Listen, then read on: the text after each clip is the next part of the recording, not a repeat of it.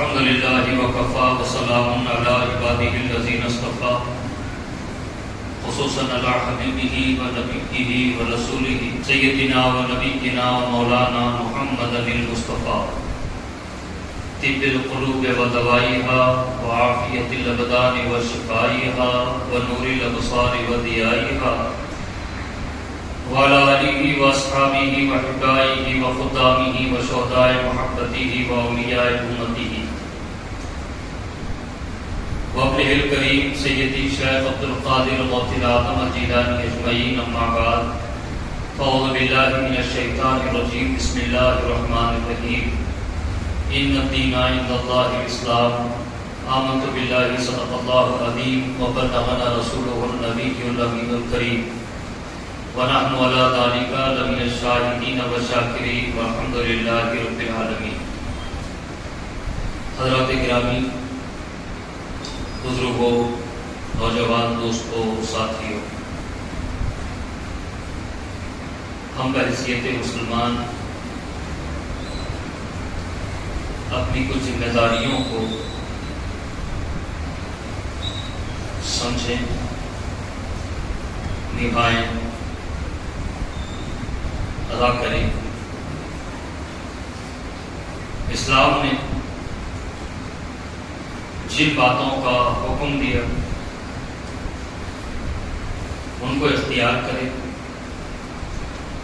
جن باتوں سے روکا اس سے اپنے آپ کو روک لے۔ اسلام جن باتوں کو ختم کرنے کے لیے آیا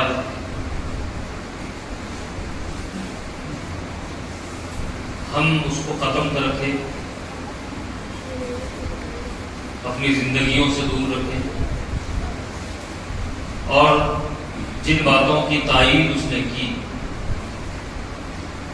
جو اس کی تعلیمات ہیں، اس کو اپنائیں، اس پر عمل پیرا ہو جائیں۔ جن باتوں کو اسلام نے ختم کیا ان میں سے ایک بدشگونی، توہم پرستی، کسی چیز کو منحوس سمجھ لینا، کسی دن کو منحوس سمجھ لینا، کسی ہفتے کو منحوس سمجھ لینا، کسی مہینے کو منحوس سمجھ لینا، یہ مسلمانوں کا شیوا نہیں ہے۔ آج 30 محرم الحرام ہے، کل ماہ سفر المظفر کی پہلی ہے۔ بڑا المیہ یہ ہے کہ ہمارے معاشرے میں پورے مہینے کو منحوس سمجھ لیا جاتا ہے، خاص طور پر اس مہینے کے ابتدا کے جو 13 روز ہیں،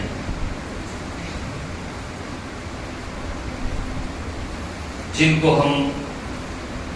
ہمارے معاشرے میں 13 تیزی کا نام دیا جاتا ہے۔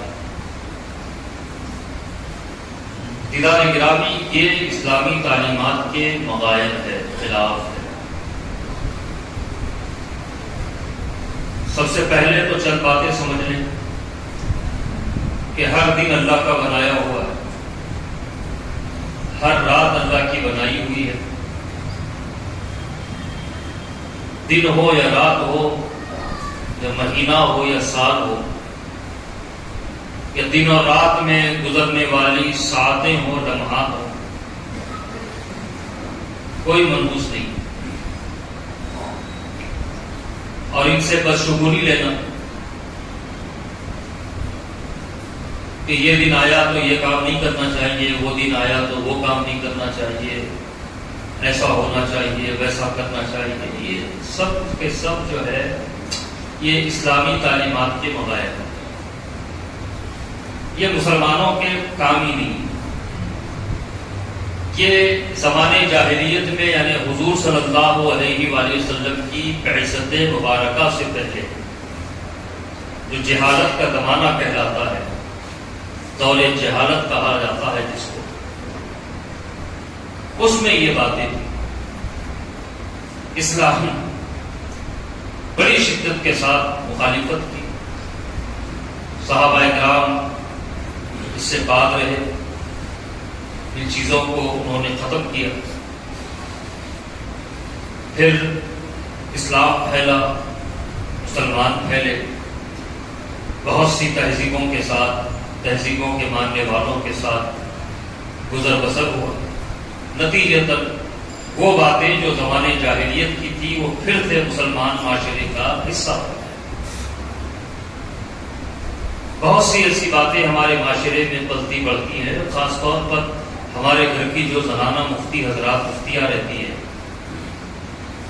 وہ بڑی شدت کے ساتھ اس کے حوالے سے فتویٰ دیتی ہیں اور بڑی سختی کے ساتھ گھر کے مردوں کو مجبور کر دیتی ہے کہ اس فتوے پہ عمل کرو، ورنہ گھر میں کسی کی موت ہو جائے گی، گھر میں کوئی بیمار ہو جائے گا، گھر میں نحوست آ جائے گی، لوگ بے روزگار ہو جائیں گے، آفتوں مصیبتوں میں بلیات میں گرفتار۔ یہ زنانہ مفتیاں جو ہوتی ہے ان کا یہ فتویٰ ہوتا ہے، اور بڑی عجیب بات ہے کہ یہ کسی چیز کو منحوس سمجھ لینا، کسی سے بدشگونی لے لینا، یہ صرف ماہ سفر مظفر تک نہیں ہے، بلکہ اسلامی معاشرے میں اگر ہم دیکھیں تو بہت سی ایسی باتیں ہیں جس کو منحوس سمجھ لیا جاتا ہے، بہت سے معاملات ایسے ہوتے ہیں جن کو منحوس سمجھ لیا جاتا ہے۔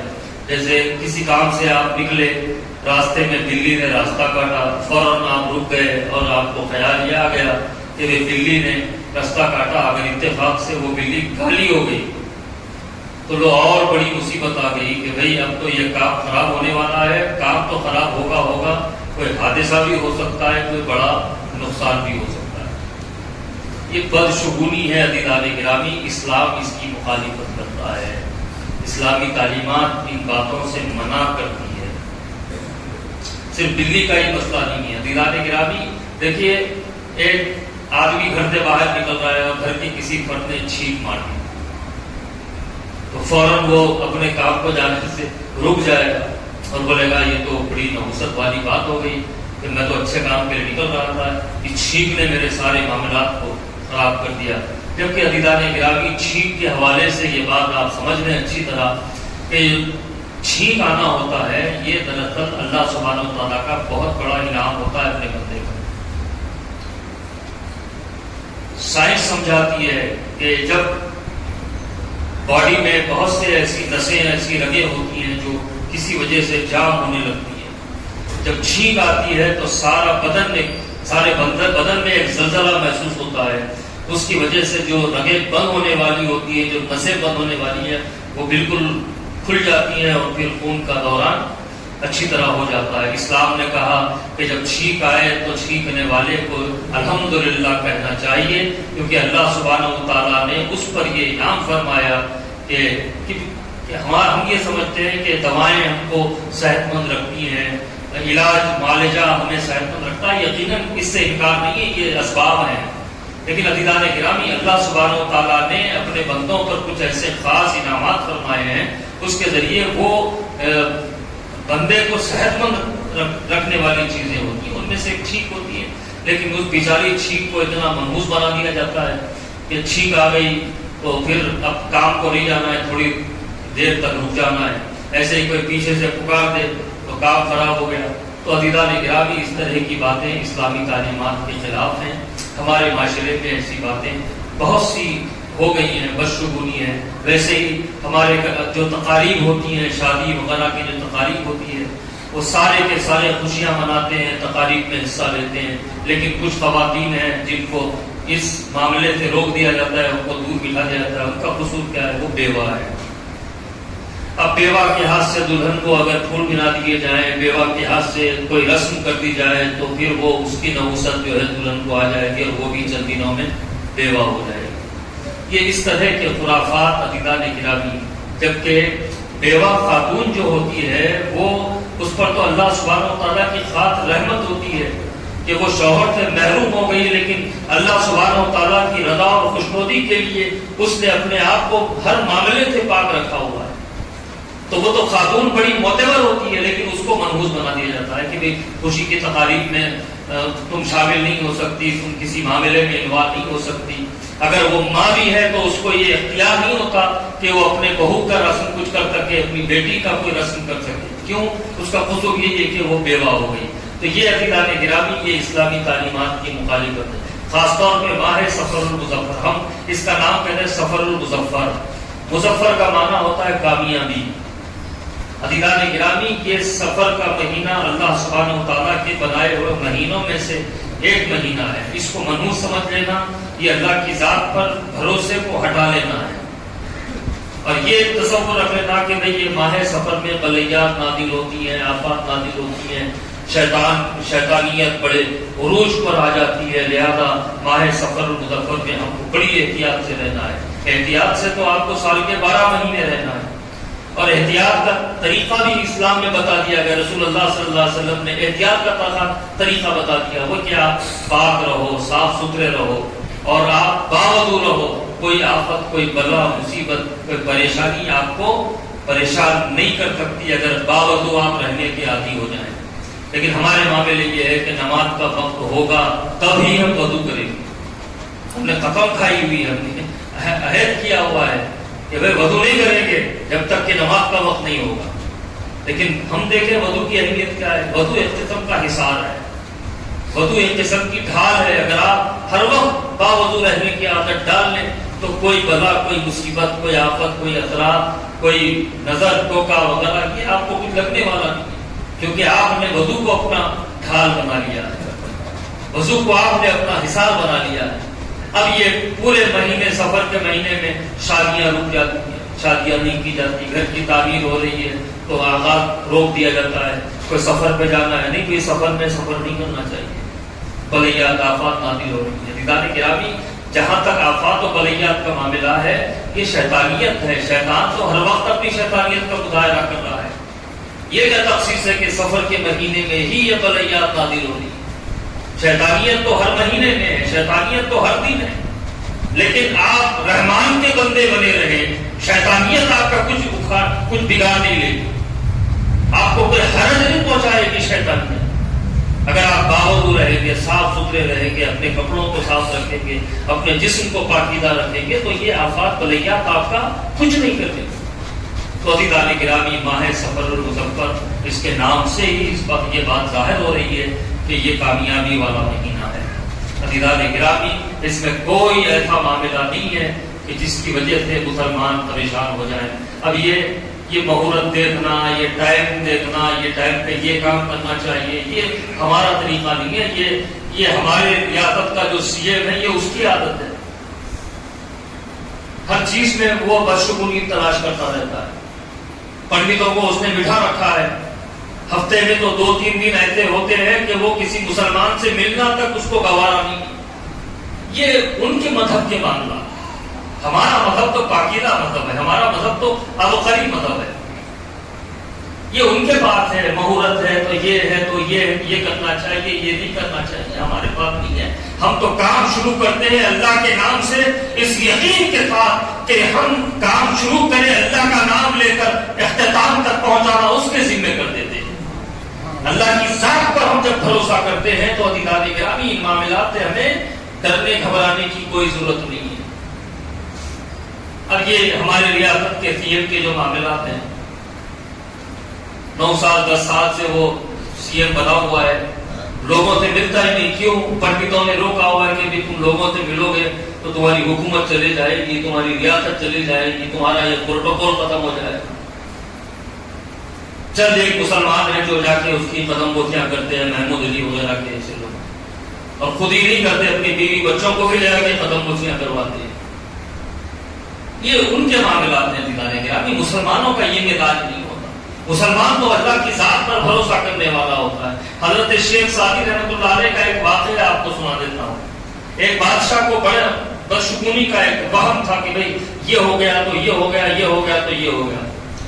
اب ایک واقعہ میں سناتے اپنی بات کو میں ختم کروں گا کہ ایک صبح ایسا ہوا کہ بادشاہ نے شکار کا ارادہ کیا، اپنے محل سے اپنے لاؤ لشکر کو لے کر جنگل کے لیے نکلا. جیسے ہی محل سے نکلا اس کی نظر ایک آنکھ والے یعنی ایک آنکھ سے نابینا تھا، گنڈا آدمی تھا، اس پہ نظر پڑ گئی. بادشاہ رک گیا، اس کا قافلہ رک گیا، لشکر رک گیا. بادشاہ نے کہا کہ ارے یہ کم وقت ایک آنکھ والا میرے سامنے آ گیا، یہ منحوس ہے، اب میرا شکار خراب ہو جائے گا، اس کو گرفتار کرو، رسیوں سے بند کے یہاں ڈالو، میں جب شکار سے واپس آؤں گا جب اس کا فیصلہ ہو۔ اس کو رسیوں سے جکڑ دیا گیا اور یہ بادشاہ شکار کے لیے چلا گیا۔ شکار بڑا اچھا ہوا، گاؤں لشکر جو تھا وہ بڑا خوش ہوا کہ بھئی اچھے اچھے جانور کھانے کو ملیں گے۔ بادشاہ بھی بڑا خوش تھا کہ شکار تو بڑا اچھا ہوا۔ جب سارے شکار کیے جانوروں کو لے کر جب وہ واپس آیا، محل کے پاس پہنچا تو یہ رسیوں میں جھگڑا پڑا ہوا تھا بیچارہ۔ بادشاہ نے کہا چلو میں جاتے وقت کہا تھا کہ اس کو باندھا جائے، اب میں آ کے اس کا فیصلہ کروں گا، یہ تو بڑا منحوس ہے۔ تو اس کنڈے نے کہا کہ بادشاہ سلامت، منحوس آپ ہے کہ میں ہوں؟ آپ نے مجھے دیکھا، شکار اچھا کر لیا آپ نے، اور میں نے آپ کو دیکھا صبح سے شام تک رسیوں میں بندھا پڑا ہوا۔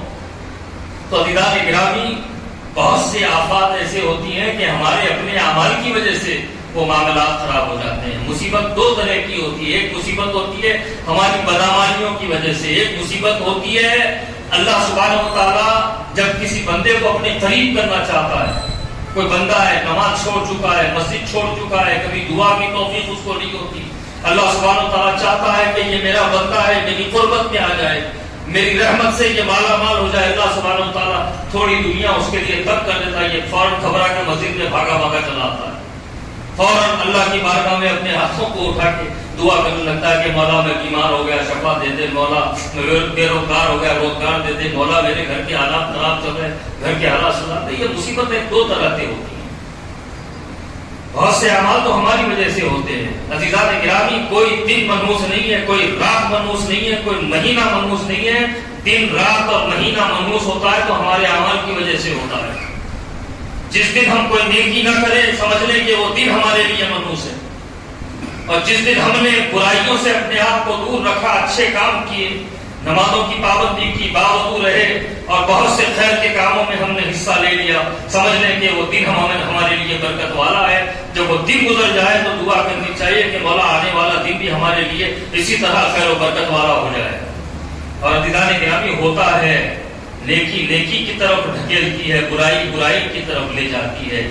ایک برائی کریں گے، اگر اللہ سبحانہ و تعالیٰ نے اس پر گرفت فرمائی تو پھر برائی کی طرف ہی بندہ چلا جاتا ہے، اور اگر کوئی نیکی بندے سے ہو گئی، اللہ کی بارگاہ میں وہ نیکی قبول ہو گئی تو پھر اللہ سبحانہ و تعالیٰ اس نیکی سے راضی ہوتا ہے اور ایسی ہی نیکیاں بندے سے کرواتا چلا جاتا ہے۔